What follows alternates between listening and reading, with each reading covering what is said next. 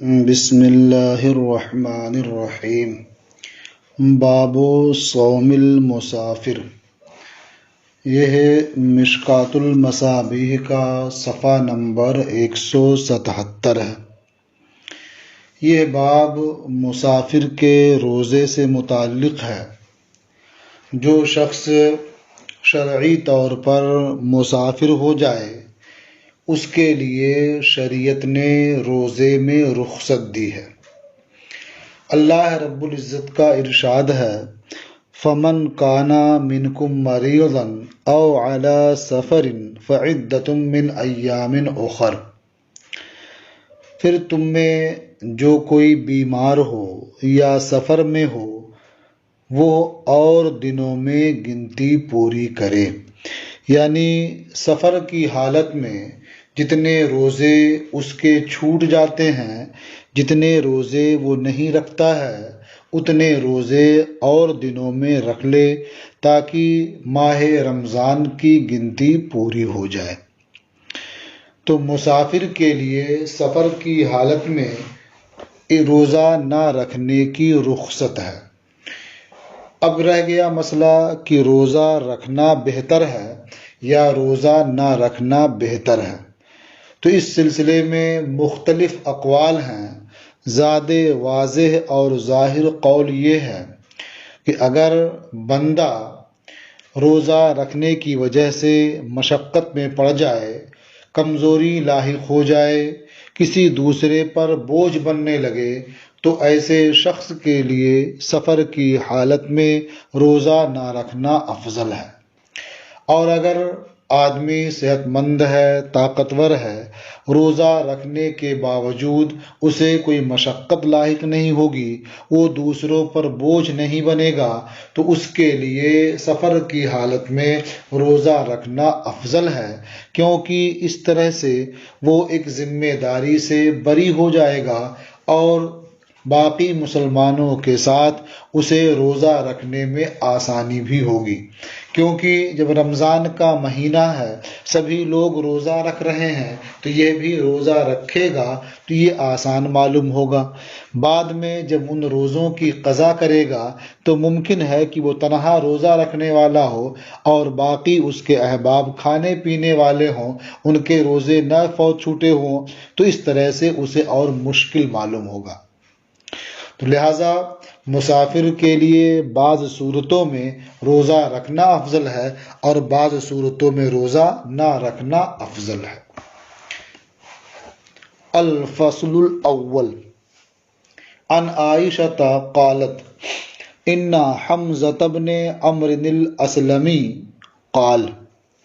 ام المومنین حضرت عائشہ صدیقہ رضی اللہ تعالی عنہا سے مروی ہے، انہوں نے فرمایا کہ حمزہ ابن عمرو اسلمی نے نبی کریم صلی اللہ تعالی علیہ وسلم سے عرض کیا، اصومو فی السفر، کیا میں سفر میں روزہ رکھوں؟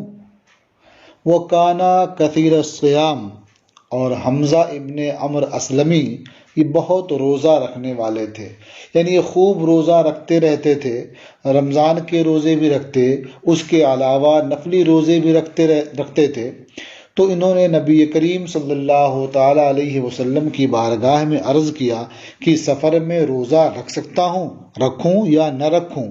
فقالا، تو نبی کریم صلی اللہ تعالی علیہ وسلم نے ارشاد فرمایا، ان شئت فصم وان شئت فافطر، اگر تو چاہے تو روزہ رکھ اور اگر چاہے تو افطار کر، یعنی تیرے لیے روزہ رکھنا بھی روا ہے اور روزہ نہ رکھنا بھی روا ہے، تجھے اختیار ہے، چاہے رکھ اور چاہے نہ رکھ۔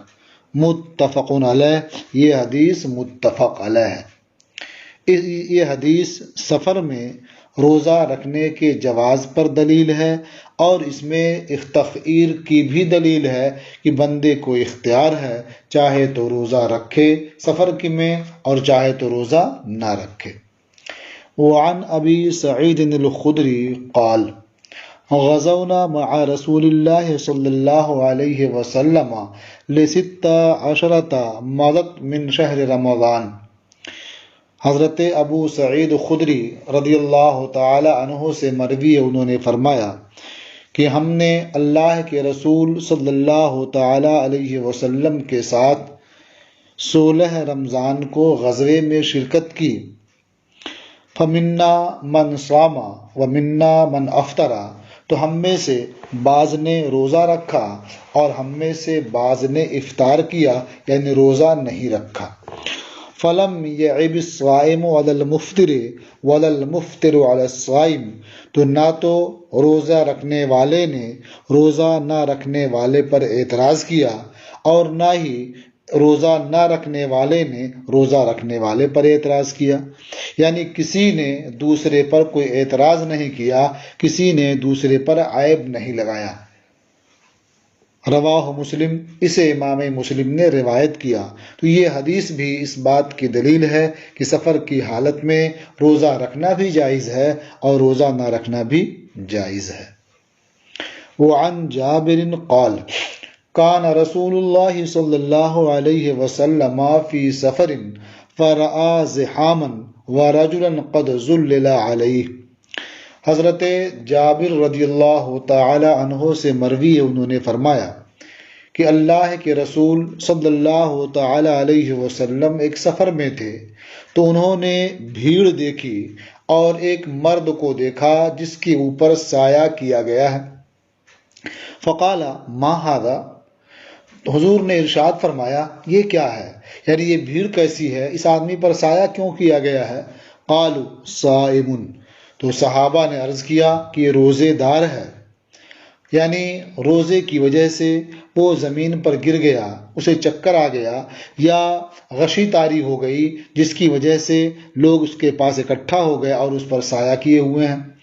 فقال لیس من البر الصوم فی السفر، تو نبی کریم صلی اللہ تعالی علیہ وسلم نے ارشاد فرمایا کہ سفر میں روزہ رکھنا یہ اصل نیکی نہیں ہے، یعنی سفر میں روزہ رکھنا اس طور پر کہ آدمی دوسرے کے لیے مصیبت بن جائے، کمزوری اس حد تک پہنچ جائے کہ اس پر بے ہوشی طاری ہو جائے، بہت کمزور ہو جائے، تو پھر ایسی صورت میں اس کے لیے سفر میں روزہ رکھنا یہ نیکی نہیں ہے۔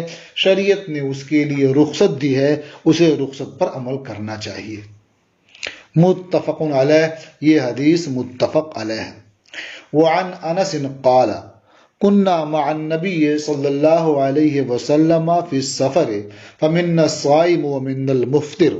حضرت انس رضی اللہ تعالی عنہ سے مروی ہے، انہوں نے فرمایا کہ ہم نبی کریم صلی اللہ تعالی علیہ وسلم کے ساتھ سفر میں تھے تو ہم میں کچھ لوگ روزے سے تھے اور ہم میں کچھ لوگ افطار کرنے والے تھے، روزہ نہیں رکھے تھے۔ فنزلنا منزلا فی یوم حار، تو ہم گرم دن میں ایک منزل پر اترے۔ فسقط الصوامون وقام المفطرون، تو روزے دار گر گئے اور افطار کرنے والے کھڑے ہوئے، یعنی جب منزل پر اترے تو جو حضرات روزے سے تھے وہ لیٹ گئے اور جو حضرات روزے سے نہیں تھے وہ کھڑے ہوئے۔ فضربوا الابنیۃ وسقوا الرکاب، تو انہوں نے خیمے لگائے اور سواریوں کو پانی پلایا۔ فقال رسول اللہ صلی اللہ علیہ وسلم ذهب المفطرون اليوم بالاجر، تو اللہ کے رسول صلی اللہ تعالی علیہ وسلم نے ارشاد فرمایا کہ آج روزہ نہ رکھنے والے اجر لے گئے، یعنی روزہ رکھنے والے بھی ثواب نیک کام کر رہے ہیں، انہیں اجر و ثواب ملے گا، اور روزہ نہ رکھنے والوں کو بھی اجر و ثواب ملے گا، کیونکہ انہوں نے روزہ رکھنے والوں کی خدمت کی ہے، ان کے حصے کا کام کر دیا ہے، ان کے لیے خیمہ لگا دیا اور ان کی سواریوں کو پانی پلا دیا ہے۔ تو اس سے یہ بات سمجھ میں آتی ہے کہ روزے داروں کی خدمت کرنا یہ بڑے اجر و ثواب کا باعث ہے۔ تو اللہ کے رسول صلی اللہ تعالی علیہ وسلم نے ارشاد فرمایا ذهب المفطرون اليوم بالاجر، آج افطار کرنے والے یعنی روزہ نہ رکھنے والے اجر لے گئے، یعنی انہوں نے روزے داروں کی خدمت کر کے اجر و ثواب حاصل کیا۔ متفق علیہ، یہ حدیث متفق علیہ ہے۔ وعن ابن عباس. اچھا، ایک چیز یہ بھی یہاں کہی گئی ہے کہ اس میں افطار کرنے والوں کی تعریف ہو، ان کی مدح ہو، وہ اس طور پر کہ ان حالات میں انہیں روزہ نہیں رکھنا چاہیے تھا، رخصت پر عمل کرنا چاہیے تھا، لیکن انہوں نے رخصت پر عمل نہیں کیا، روزہ رکھ لیا، جس کی وجہ سے افطار کرنے والوں پر وہ بار ہو گئے اور ان کے حصے کا کام بھی انہیں کرنا پڑا، تو یہ اجر و ثواب کے زیادہ حقدار ہوئے، کیونکہ انہوں نے رخصت پر عمل بھی کیا اور دوسروں کی خدمت بھی کی. وعن ابن عباس قال خرج رسول اللہ صلی اللہ علیہ وسلم من المدینۃ الی مکہ.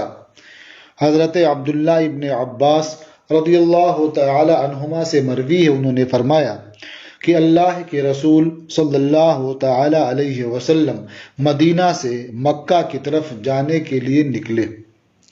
فصام حتی بلغ عسفانہ، تو حضور نے روزہ رکھا یہاں تک کہ حضور مقام عسفان پر پہنچے.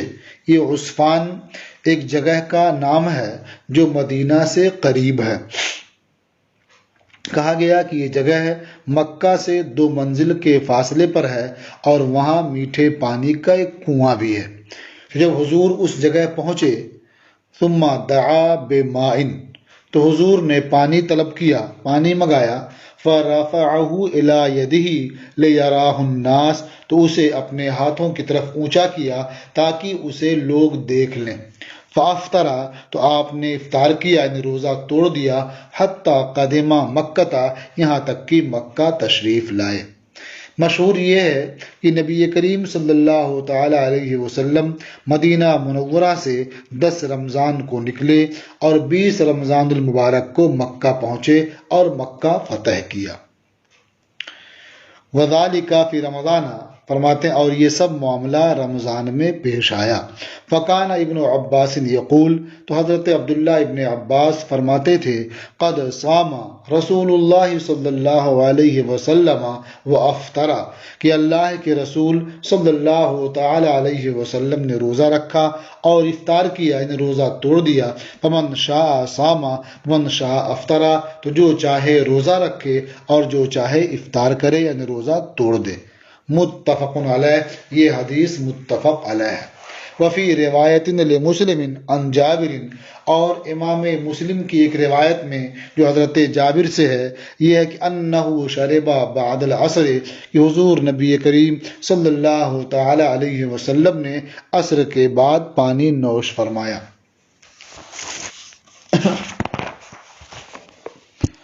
الفصل الثانی، یہ باب صوم المسافر کی دوسری فصل ہے. عن انس بن مالک الکعبی قال، حضرت انس ابن مالک کعبی سے مروی ہے، انہوں نے فرمایا قال رسول اللہ صلی اللہ علیہ وسلم ان اللہ وضع عن المسافر شطر الصلاۃ. اللہ کے رسول صلی اللہ تعالی علیہ وسلم نے ارشاد فرمایا کہ اللہ رب العزت نے مسافر سے کچھ نماز وضع کر دی ہے، ساقط فرما دی ہے. یعنی مسافر کے لیے حکم یہ ہے کہ وہ 4 رکعت کی نماز 2 رکعت پڑھے. مثلا ظہر کی 4 رکعت ہوتی ہے تو وہ قصر کرے گا، 2 ہی رکعت پڑھے گا. اسی طرح سے عصر میں، اسی طرح سے عشاء میں. تو بعض نماز کو اللہ تبارک و تعالیٰ نے مسافر سے ساقط فرما دیا. والصوم عن المسافر وعن المرضع والحبلى، اور مسافر اور دودھ پلانے والی عورت اور حاملہ عورت سے روزہ ساقط فرما دیا، یعنی ان دنوں اسے روزہ نہیں رکھنا ہے. سفر میں ہے تو اسے روزہ نہ رکھنے کی اجازت ہے. اور اسی طرح سے بچے کو دودھ پلانے والی ہے جس سے اسے اندیشہ ہے کہ روزہ رکھے گی تو اسے نقصان ہوگا خود اس کی ذات کو یا بچے کو، تو اس کے لیے بھی رخصت ہے. اور ایسے ہی حاملہ عورت کو بھی ان صورتوں میں رخصت ہے. رواہ ابو داود و ترمذی و نسائی و ابن ماجہ، اسے ابو داود اور ترمذی اور نسائی اور ابن ماجہ نے روایت کیا. وعن سلمۃ بن المحبق قال، اس کو محبق اور محبق دونوں طرح سے پڑھا گیا ہے. قال رسول اللہ صلی اللہ علیہ وسلم من کان له حمولۃ تاوی الی شبع فلیصم رمضان حیث ادرکہ۔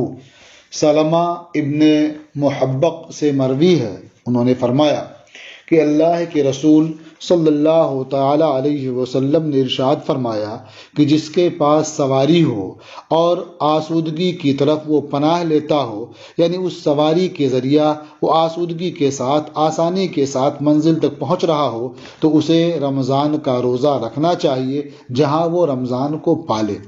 یعنی سفر میں رمضان شروع ہو گیا تو اسے وہاں رمضان کا روزہ رکھنا چاہیے، سفر شروع کرنے کے وقت رمضان آ گیا تب بھی اسے روزہ رکھنا چاہیے۔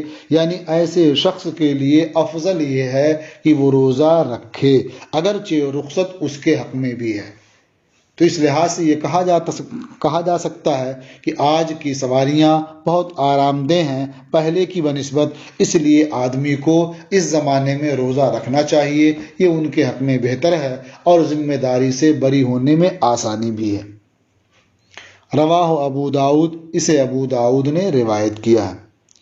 الفصل الثالث، یہ باب صوم المسافر کی تیسری فصل ہے۔ عن جابر ان رسول اللہ صلی اللہ علیہ وسلم خرج عام الفتح الى مکہ فی رمضان۔ اللہ کے رسول صلی اللہ تعالی علیہ وسلم فتح مکہ کے سال رمضان میں مکہ کی طرف نکلے۔ فصام، تو حضور نے روزہ رکھا۔ حتی بلغ قرع الغمیم فصام الناس، یہاں تک کہ حضور نبی کریم صلی اللہ تعالی علیہ وسلم قرع الغمیم تک پہنچے۔ یہ ایک جگہ کا نام ہے جو مکہ اور مدینہ کے درمیان واقع ہے اور مقام عسفان سے 3 میل کے فاصلے پر ہے۔ تو چونکہ حضور نے روزہ رکھا تھا، فصام الناس، تو اور لوگوں نے بھی روزہ رکھا۔ ثم دعا بقدح من ماء، پھر نبی کریم صلی اللہ تعالی علیہ وسلم نے پانی کا پیالہ منگایا۔ فرفعہ حتی نظر الناس الیہ، تو حضور نے اسے اونچا اٹھایا، بلند کیا، یہاں تک کہ لوگوں نے اس کی جانب دیکھا۔ ثم شرب، پھر حضور نے پانی نوش فرمایا۔ فقیل له بعد ذلك، اس کے بعد نبی کریم صلی اللہ تعالی علیہ وسلم سے عرض کیا گیا، ان بعض الناس قد صام، کہ بعض لوگوں نے روزہ رکھا ہے۔ فقال اولئک العصاة، اولئک العصاة، وہ لوگ نافرمان ہیں، وہ لوگ نافرمان ہیں۔ یہ نافرمان کہنا اس اعتبار سے ہے کہ انہوں نے اس خیال سے روزہ رکھ لیا ہے، انہیں روزہ افطار نہیں کیا کہ نبی کریم صلی اللہ تعالی علیہ وسلم کا یہ عمل بیان جواز کے لیے ہوگا۔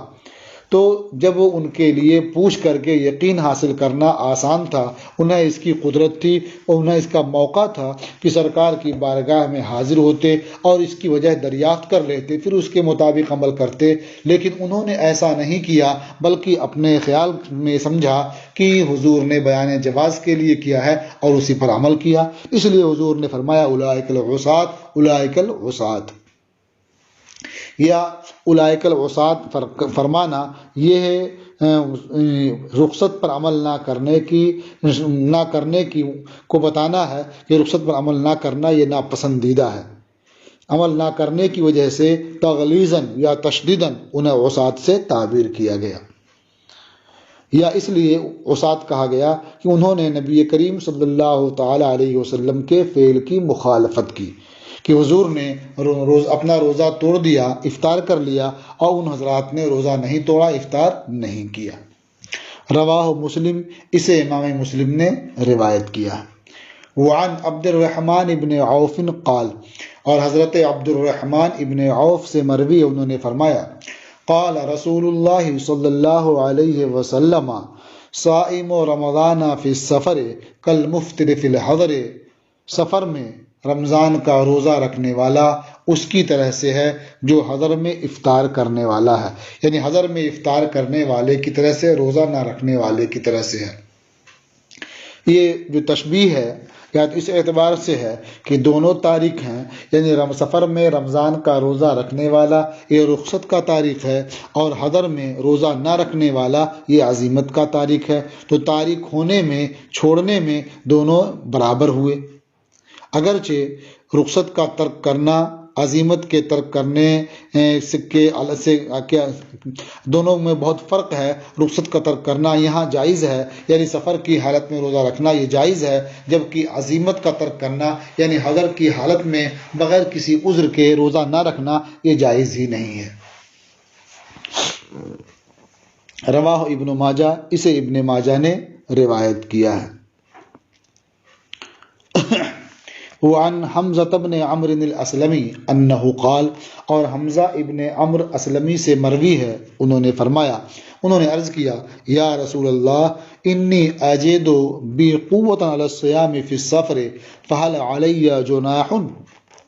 اے اللہ کے رسول، میں اپنے اندر سفر میں روزے کی قوت پاتا ہوں، تو کیا مجھ پر روزہ رکھنے میں کوئی گناہ ہے، کوئی مواخذہ ہے؟ قال ہی رخصۃ من اللہ عز وجل، حضور نے ارشاد فرمایا کہ یہ افطار روزہ نہ رکھنے کی جو گنجائش ہے، جو رخصت اجازت ہے، یہ اللہ عز وجل کی جانب سے رخصت ہے۔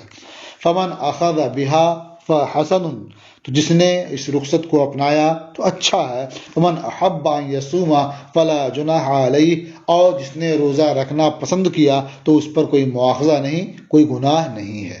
رواہ مسلم، اسے امام مسلم نے روایت کیا ہے۔ اس حدیث سے یہ بات سمجھ میں آتی ہے کہ سفر میں روزہ نہ رکھنا یہ افضل ہے، لیکن اگر کوئی آدمی روزہ رکھنا چاہتا ہے تو اس کی وجہ سے اس پر کوئی مواخذہ نہیں ہے، کوئی گناہ نہیں ہے۔